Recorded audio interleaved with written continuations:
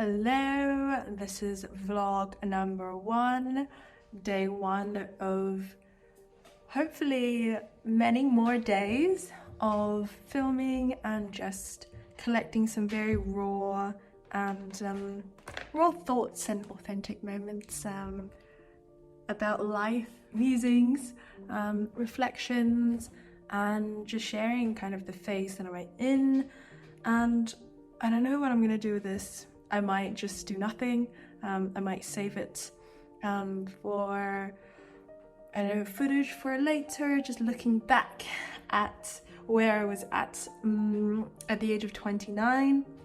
I think a lot of things are shifting for me this year as I am moving into my 30s soon. And someone was saying to me that I still have another year, and I feel like I'm preemptively, like prematurely grieving my 20s, which, yeah, it does feel that way. I feel like it's already in a way gone, but I still have a whole nother year to enjoy it. And I feel like I'm spending a lot of my time grieving and actually being sad that my 20s are gone and I still have another year. So I'm trying to grapple with how to balance making the most of this year, as well as getting my shit together for my 30s, because I do want to have a family. And I realized that I'm in no financial position nor structurally in my life or my business to be able to bring children into the world. Don't even have a partner. And that's, yeah, and that's a lot of what's been on my mind recently. I would say has also been this idea of freedom. It's like, do I have freedom? Have I reached the point where I thought I wanted to be? And then if I have, then what else is there to live for if I've already reached that? And or am I just continuously moving the goalpost further and further? And I've been feeling a bit stuck in sort of a creative rut recently. I wouldn't even say creative, just kind of like a life rut in general, where I wake up in the mornings and I just feel unmotivated. I just want to stay in bed. I want to go back to sleep. There are days where I was just like, why did I wake up? Like, I don't want to wake up. I don't know what to do with my day, or it's not that I don't have anything to do, it's just, what's the point? Sometimes I feel like a lot of my work or just whatever I'm doing, it's lost a lot of its meaning. For me, it was always in the pursuit of freedom to live anywhere, be anywhere, buy whatever I want to eat, just things that I, back in the day as a poor student or working as a barista, it's like I could never afford, right? And I always saw having external freedom as freedom. And I got to that point, a lot, I wouldn't say early or later, but just like at the right time. I got there a little bit faster than I was expecting. There was never really like an end goal or an end point. I just knew I'd get there somehow. And I think it really hit me last year, that, me 4 years ago, like I am now where I always dreamed to be. Like, I run a creative studio, I run my business online, I make good money, I pay rent, I pay my team, I can buy myself nice things and go away on nice holidays and stay in nice places. And I have a dog now, she's over here sleeping. She's such a sweetheart. And yeah, I think I don't know, then I have it, I'm happy, I'm content. It's like, it could just stay this way. And the funny thing is like, it's like I feel really empty, actually.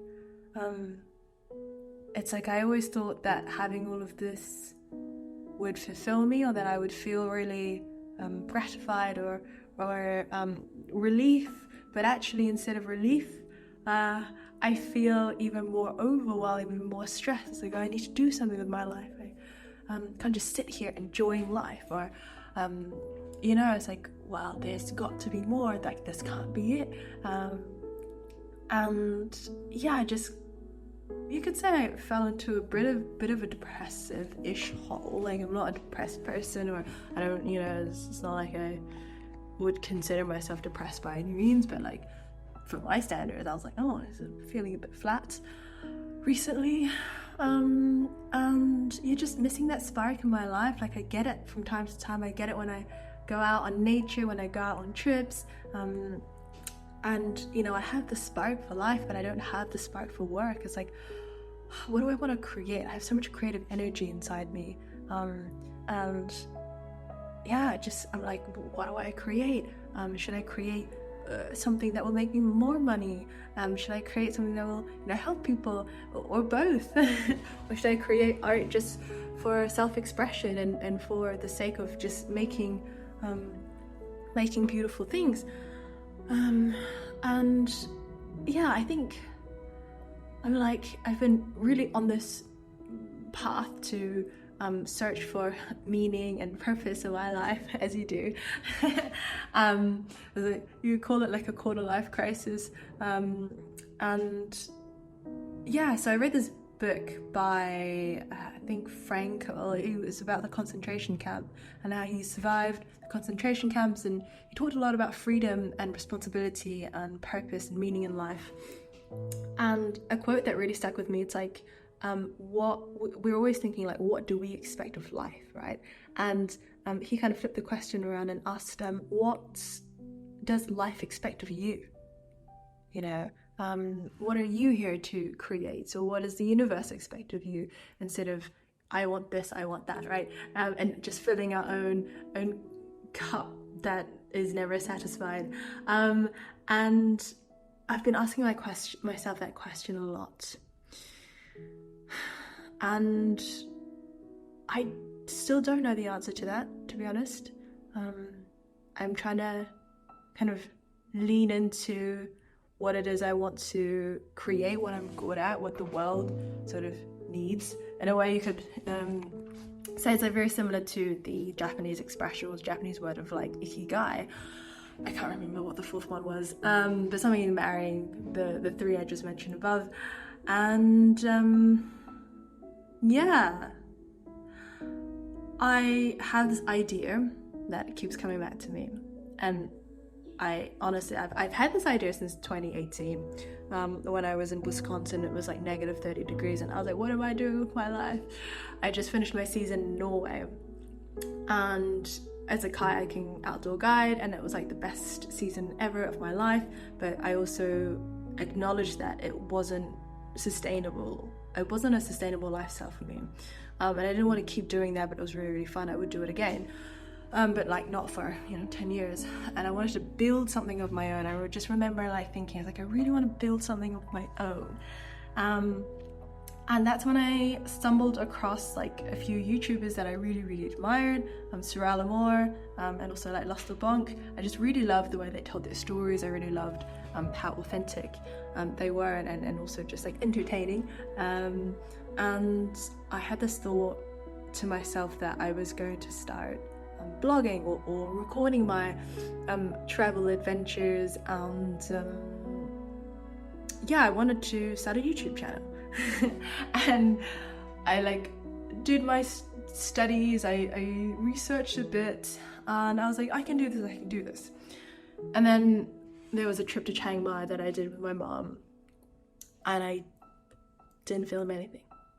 I don't know, I was just really stuck. Didn't even occur to me, A, to like bring out the camera because it was so unnatural, and B, I never really like talked to the camera. I was still really camera shy. I was still very, very self-conscious, and yeah, I don't know what I was thinking. I was definitely not ready. It would have been a good challenge, but yeah, so by no means was I ready, but the thought was there, the intent was there. I really wanted to do it. I just couldn't bring myself to do it, and it killed me because I was like, oh, that was such a good opportunity. And so what I did instead was, I was a photographer at the time, and so my mom was there and she would take some nice photos of me as well. I'd edit them, and then I created a travel blog. So that was kind of where Freedom Wanderers started, my previous travel blog, and then I rebranded it to Free Wild Souls. And so yeah, I started travel blogging. I started understanding and learning SEO, how to get your travel blogs found, how to make money from it, like affiliate income, affiliate links and things like that, and how to just optimize your website for blogging and to get found. And that was actually a really good segue into then just creating websites in general. I really enjoyed creating my travel blog website. I really enjoyed designing it, bringing it to life, putting my own kind of personality, flair, my essence in there. I love coding. I remember finding some code snippets online and putting them in, and I was like, oh my god, this is magic. Just like you put in a line of code and this happens, or there's a border, this turns red, this turns black, and there's an underline, and it was just so cool.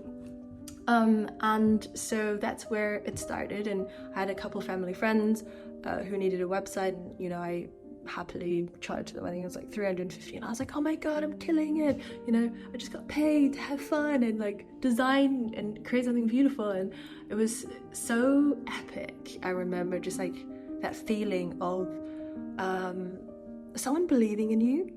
I think that was really it. Like someone believed in me enough to pay me to create something for them, even when they didn't really have that much proof that I could do a really good job, but I just knew that I could do a good job, right? And so that was really, really special. And from there, what happened after that was, I think it was a whole year that went in between where I didn't really do anything. And then lockdown happened at some point. I remember I was in Melbourne. I was still working in cafes. I didn't know what I could do with my life or how I could earn money with my photography. Like I was like trying, I got some gigs here and there, but it wasn't by no means sustainable. And so of course I had to find money in other ways, and so I worked as a barista, waitress in cafes and whatnot, just to get enough money to go back to Europe. And when I came back to Europe in, was it March 2020, I arrived in Sevilla, and of course the lockdown started. And I found myself in a foreign country in Spain. I couldn't speak Spanish, couldn't speak the language there. I didn't have a visa. I was kind of going to be there for 90 days and apply for a German visa because my boyfriend, between Spain and Germany at the time. And then I was like, and then the lockdown, and I was like, well, I'm a photographer and a travel blogger, and my previous job involved being outdoors and working at a cafe. None of that was happening, and so I found myself like, what do I do? And that's when I thought, okay, like this is, if there's a better moment, this to take the leap and to start our own freelance thing in web design, it would be now. And so I took the leap. And 4 years later, we're here, and it worked out. And I'm honestly, like, if I knew how hard and difficult and grueling and draining and just challenging it was, I don't think I'd do it. And so I think sometimes not knowing how hard something is absolutely a blessing. Not knowing how long something might take you to suck before you stop sucking, or for you to keep putting in the work before you reap any results or before you see any results. It's like, I think it's a blessing not to know that, actually, because I wouldn't have done it otherwise. I would have absolutely, I don't know absolutely, but I definitely would have stayed in my corporate job longer. Definitely would have, stayed in that, comfortable 9 to 5 longer. But then also I would never have taken the leap. I would never have the freedom that I have now. And so of course I would never trade this for anything. So all that to say, it's like, you put in all this hard work and you do it all in the name of freedom, right? For yourself, you want to achieve that freedom for yourself that your parents never had, perhaps, or nobody in your family has ever been able to have this kind of freedom to live anywhere in the world, work from anywhere, work remotely, and make really fucking good money, and not have anyone to answer to except for yourself. Like, it's like, really, if I have to be honest, I should be more grateful. And there are days where I wake up and I pinch myself. There are moments where I'm just like, wow, I'm so fucking lucky. And I say that to some of my friends. I was like, how lucky we are to be living here in Lisbon with the most incredible city, the people, the vibes, just everything here. I feel so grateful to be here, and I think that adds to the guilt that I feel so empty sometimes. That I feel like I'm not giving back what I've been given.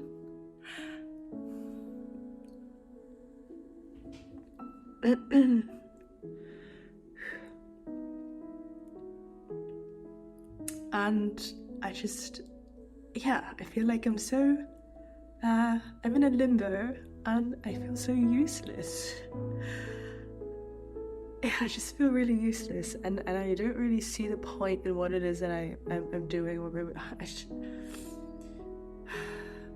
I should be so grateful. I should be so happy, and so even more driven to create and to make better websites and to grow my business more so I can hire more people and all these things. And I don't know, and then there's a selfish side of me that's just wants to play. I'm tired of working. I'm tired of hustling. I'm tired of surviving, just to do everything I can just like survive, right? To be in this hustle mode for years and to keep going, keep grinding, and all this kind of like bro talk, bro business, where, you know, where you are now is never enough. You have to keep going for more and growing and adding more people to your team and all these things. And I was like, I did all of that. I was so tired. And it's not the type of life that I want. It didn't light me up. I miss the lightness of when I was broke and had no responsibilities, and I could just, be free in that sense of not having the burden of people depending on you. But then also, you know, freedom is responsibility, or responsibility is freedom at the same time. So anyway, there was another train of thought I had.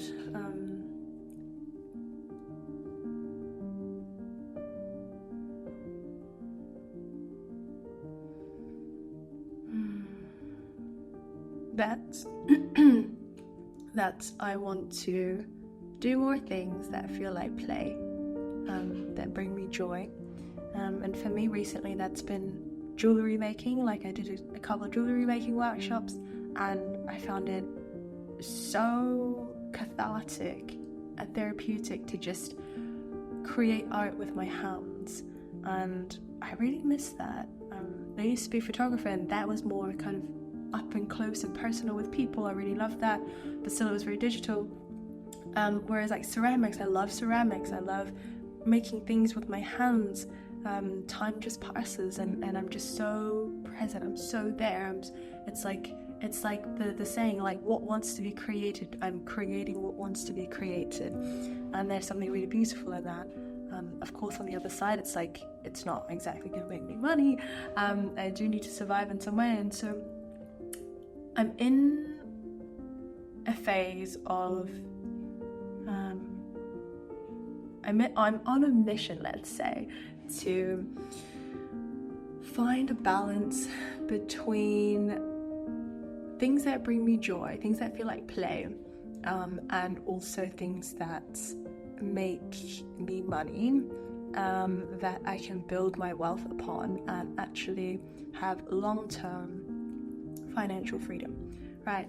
And that is going to be very interesting. I'm currently working with a money mentor because despite my business making good money, I feel like on my personal side, I'm still pretty messy. I'm very chaotic. I'm not really saving up for my retirement or things in the future that I want, things like wanting to have children. I should probably open an account for them, while I'm in retirement. I was like, I live for the now, and I think that comes from having been in survival mode for so long. It's like, you can't promise that you'll be okay, or that you'll have enough, or that you'll live to tell the tale in a month's time. I was so in that like live for today sort of mindset that it's still carried on with me, and I think I don't feel yet safe in my body, in my somatically. I don't feel safe to save.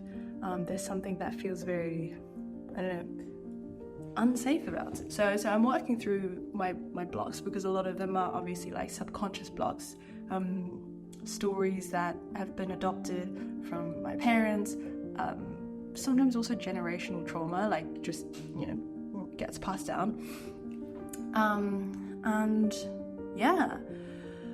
So working through that this year and finding that balance between the two. I really want to bring more lightness and play into my life, and also into my business. And I think this idea of coming all the way back full circle into that idea that I once had back in 2018 was YouTube, right? And this is my first video, so I don't know if I'm going to post this or not. We shall see. This has been surprisingly cathartic for me to share, and actually surprisingly unweird to talk to a camera. I thought maybe because I'm used to it in all my Loom videos for my clients, I'm so used to having me down here while I'm sharing my screen and just talking, but this is definitely more of a personal video, and yeah, so I'm gonna leave this day one here, and I'm gonna keep filming every single day, just even if it's just 5 minutes, to share my thoughts, and we'll see where things take us, and I try to remind myself that things don't have to be perfect, and that I am enough just as I am, and crying and all, no makeup and all, come as I am. And I hope that, if this ever gets released publicly, whoever's watching this can also just feel like you can show up as you are, and you are perfect as you are, and you are enough as you are. So, sending you lots of love. Bye.